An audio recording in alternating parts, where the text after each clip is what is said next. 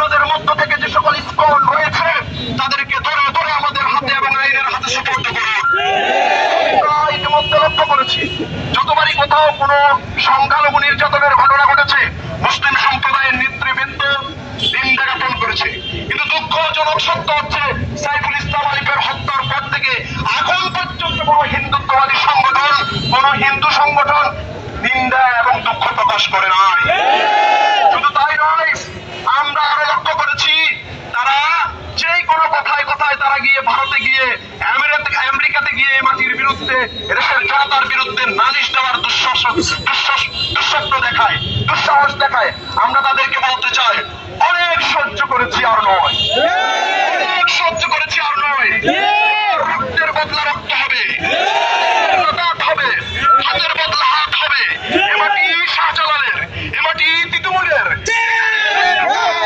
অন্য কারো ত্রিশূলের জায়গা পাবে না। সাথে সাথে বলতে চাই আমরা শান্তিপ্রিয় হিন্দুদের নিরাপত্তা দিতে চাই। আমাদের মিছিল এই রুট হয়ে যাবে। আমি অগ্রগামী দলের আমাদের ইসলামী ছাত্র আন্দোলনের নেতৃবৃন্দকে আমাদের নেতৃত্বের সামনে চলে যাওয়ার জন্য অনুরোধ করছি। তারা পথ পরিষ্কার করবে এবং পথ নির্দেশ করবে। সাথে সাথে ইসলামী আন্দোলন বাংলাদেশ, ইসলামী যুব আন্দোলন এবং ইসলামী যুব আন্দোলন পৌর শাখাকে মিছিলের পিছনে নেতৃত্ব দেওয়ার, পিছনে থাকার জন্য, নিরাপত্তা দেওয়ার জন্য বলছি আপনারা আপনাদের স্থানে চলে যান। সাথে সাথে বলতে চাই আমাদের যে সকল নেতৃবৃন্দ সামনে থাকবেন তাদেরকে অবাক করে আমরা সামনে যাব না। আমি ইউথ সোসাইটির সভাপতিকে এখানে আসার জন্য আমন্ত্রণ করছি এবং তাদেরকে স্বাগত জানাচ্ছি। আমি নেতৃবৃন্দকে মিছিলের সামনে সম্মুখ সারিতে ইসলামী আন্দোলন বাংলাদেশের নেতৃবৃন্দ, ইসলামী আন্দোলন বাংলাদেশ পৌর শাখার নেতৃবৃন্দ, আইমা পরিষদের নেতৃবৃন্দকে সামনে মিছিলের সামনে যাওয়ার জন্য অনুরোধ করছি। আমরা বাকিরা অপেক্ষা করব। ইউথ সোসাইটির সভাপতিকে সামনে আসার জন্য আহ্বান করছি। একটা সন্ত্রাসী সংগঠনের বিরুদ্ধে, এই সন্ত্রাসী সংগঠনের নাম কি? ইসকন কি বাংলাদেশে থাকবে? বাংলাদেশে মুসলিমরা থাকবে অথবা ইসকন থাকবে? ইসকনকে শুধু ব্যান করলে হবে? ইসকনকে নির্মূল করতে হবে। সরকার যদি নির্মূল না করে আমরা সরকারকে দেখে নিব। আমার ভাই জবাই হয় আর আমরা মন্দির পাহারা দিই, এটা কি হতে পারে? সাইফুল আলম আলিফ ভাইয়ের স্ত্রী 3 মাসের অন্তঃসত্ত্বা। ওনার একটা মেয়ে আছে, ওনার মেয়ে জানে না ওর বাবা আর আসবে না। ওনার স্ত্রী কিছুক্ষণ পর পর মূর্ছা যাচ্ছে। ওনার মা সন্তান হারাইছে। আমরা আপনার ভাতকে হারাইছি। আমরা এরকম মুসলিম মেয়েকে হারাতে থাকবো আর আমাদেরকে বলবো ধৈর্য ধরতে, আমাদেরকে বলবো শান্ত থাকতে। আমরা কতদিন শান্ত থাকবো? এই সরকার যদি ব্যবস্থা না নেয়, ইসকনকে যদি অনতি বিলম্বে ব্যান না করে, এই মুসলিমিয়ত খালি এই ইসলামী আন্দোলন, ইসলামী ছাত্র শিবির সকল ইসলাম মনা দল একসাথে হয়ে ইসকনের বিরুদ্ধে তীব্র প্রতিরোধ করে তুলবে। আমরা সহমতি জানাচ্ছি। ইনশাআল্লাহ আগামী সকল কর্মসূচিতে আপনাদের সাথে থাকবো ইনশাআল্লাহ। আমরা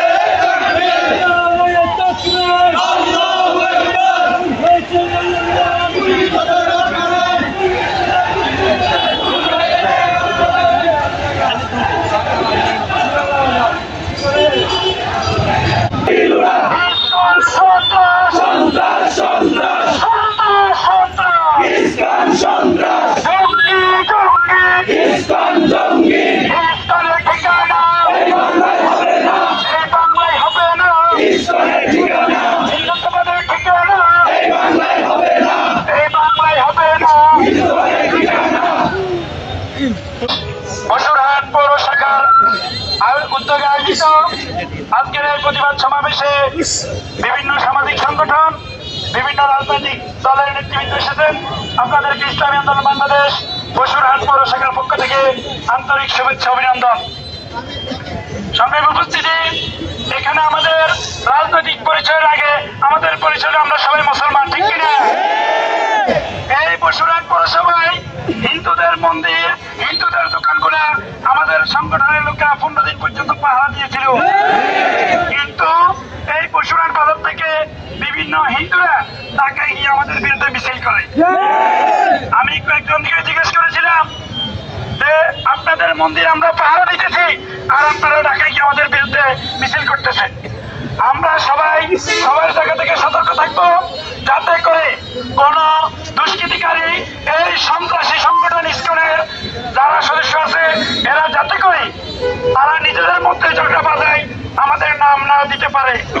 এবং আমরা আজকে প্রতিবাদ সমাবেশ থেকে আহ্বান জানাবো, বিভিন্ন হসপিটালে, বিভিন্ন ব্যবসা প্রতিষ্ঠানে, বিভিন্ন দোকানে ইসকনের সদস্যরা চাকরি করতেছে। আমরা আজকে প্রতিবাদ সমাবেশ থেকে জানিয়ে দিতে চাই, যে সমস্ত হসপিটালে ইসকনের প্রেতাত্মা চাকরি করতেছে অনতি বিলম্বে ওই সমস্ত হসপিটাল থেকে তাদেরকে চাকরিচ্যুত করতে হবে। অন্যথায় আমরা এই সমস্ত হসপিটালকে বয়কট করব। আমি আজকেও কয়েকটা হসপিটালকে বলে এসেছি, তাদের ম্যানেজার গুলো ইসকনের সদস্য। যদি তারা তাদের ম্যানেজারকে চাকরিচ্যুত না করে অথবা ইসকন থেকে ফিরিয়ে নিয়ে না আসে, আমরা অনলাইনে অফলাইনে তাদের বিরুদ্ধে বয়কট ঘোষণা করব। পর্যায়ে আপনাদের সামনে গুরুত্বপূর্ণ বক্তব্য পেশ করবেন ইসলামী আন্দোলন বাংলাদেশ বসুরহাট পৌর শাখার সংগ্রামী সভাপতি, বিপ্লবী জননেতা জনাব